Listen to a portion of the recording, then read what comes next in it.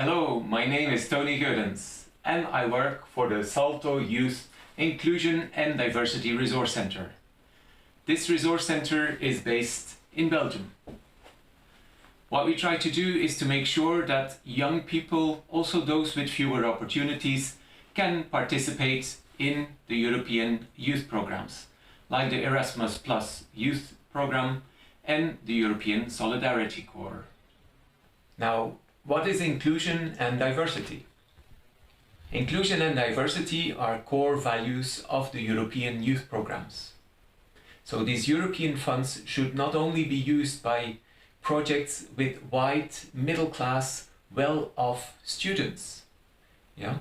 They should also be available for young people who need it most, those who are excluded or at risk of exclusion, those who are often at the end of the line. So Erasmus Plus and Solidarity Corps should also reach out specifically to young people with fewer opportunities. And when we say fewer opportunities, who do we mean? These are young people who are at disadvantage compared to their peers because of some difficulties they face in life. Now, what kind of difficulties?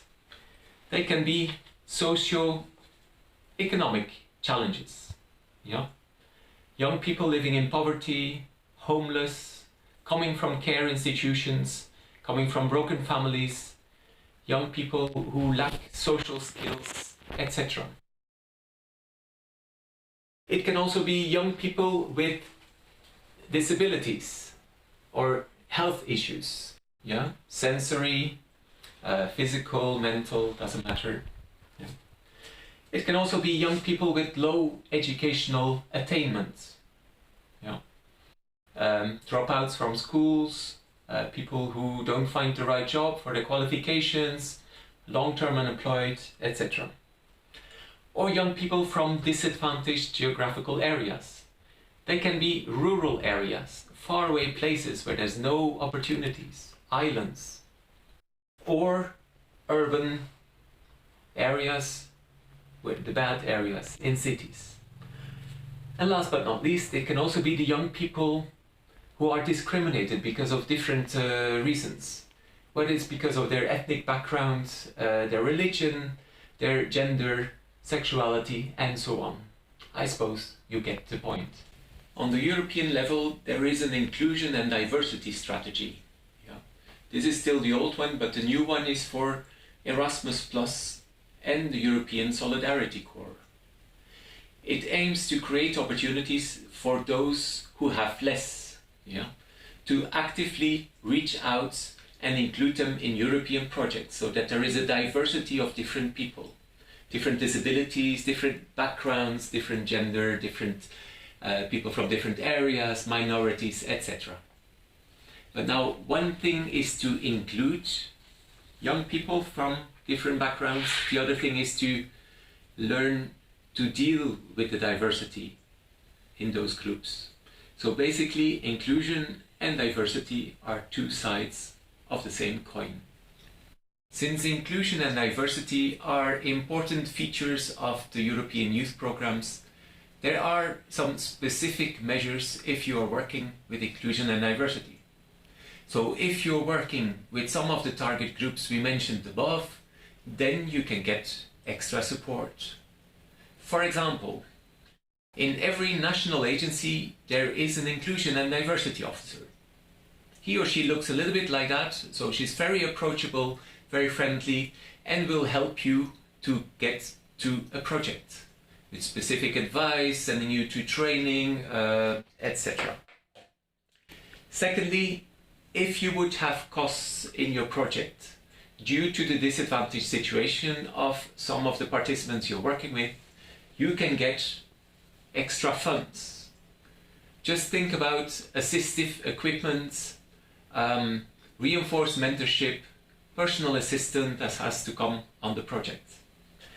And third, there are specific project formats. So if long-term volunteering, so a whole year would not be possible, for example, maybe just go short-term for a few weeks. Or you can have bilateral projects is that of multilateral projects, so that it makes it easier to get started. You might ask yourself, how do I show inclusion in a project application? Well, first of all, it is important that you know the participants, yeah? And that you design your project around it. So the aims and activities should be adapted to the people that you're working with, yeah? To their interests, to their abilities. Put the participants at the center of your project and build your project around it. However, this doesn't mean that you should tone down your project and make it simple because you think that they're not able to do a regular project. No, you should show that you provide all the support mechanisms so that they can participate like any other participants. Yeah. Also show that you know the specific needs of your participants, if any, of course. Yeah. Whether they need specific support and how you are going to cater in your project for that. Just think of special diets, special assistive equipment, adaptation of the lodging, those kind of things, yeah. If they need specialist care abroad, maybe, all those kind of things. And most important also, how does your partner organization, far away from home, will take care of that? And that brings me to the partnership. Partnerships are very important, especially if you're working with young people with fewer opportunities. You don't send your participants just anywhere. So show that you know your partners and that your partners know how to work with your target group. I already mentioned, if you know the special needs and you have specific equipment or specific costs because of that, then you can also apply for this exceptional costs. So feel free to also then put it in the application, but also justify why you would need it and why otherwise the project would not be possible with those young people. Also show in your application how the project could evolve with the young people. Yeah. So maybe you can start at a certain level, but if the participants, they feel well in the project and they want to do more, of course, you should show how you can adapt it. Also, if there might be a crisis, you never know how you are able or how your partners are able to deal with it. Last but not least, sometimes there is some waiting time before you get a reply on your application. So it can be that you decide, okay, we don't want to involve the young people from the beginning because it might be a disappointment if then they don't get the money, the funding. Yeah. However, it is important that you show how then once you get the money, you still build up the project around your participants, how the participants can fully participate, so that it's not someone else's project that they're participating in, but that it's really becoming their project then at that moment. So where can you find support? So if you're thinking of doing an international project with young people with fewer opportunities, remember that there is an inclusion and diversity officer in your national agency.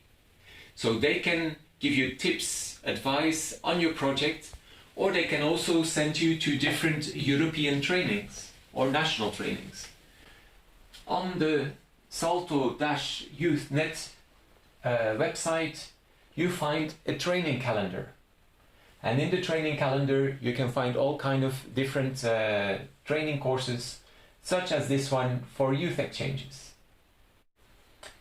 Also, Salto Inclusion and Diversity developed some educational publications. So this one is Inclusion A to Z, which takes you step by step to an international project with young people with fewer opportunities.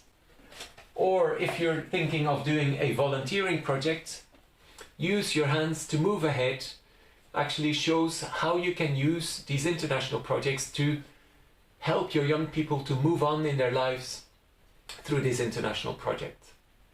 They are available from Salto YouthNet/inclusion. And last but not least, if you prefer the more digital tools, we have here a qualitymobility.app, also available on smartphone, of course, any connected device. And there, in 16 easy project questions, you can create a quality project. So you just fill in the different questions, and if you're stuck, you can always swipe in different resources, as here. To conclude, all young people should have access to the European youth programs, so also those with fewer opportunities. So thank you so much for making it happen.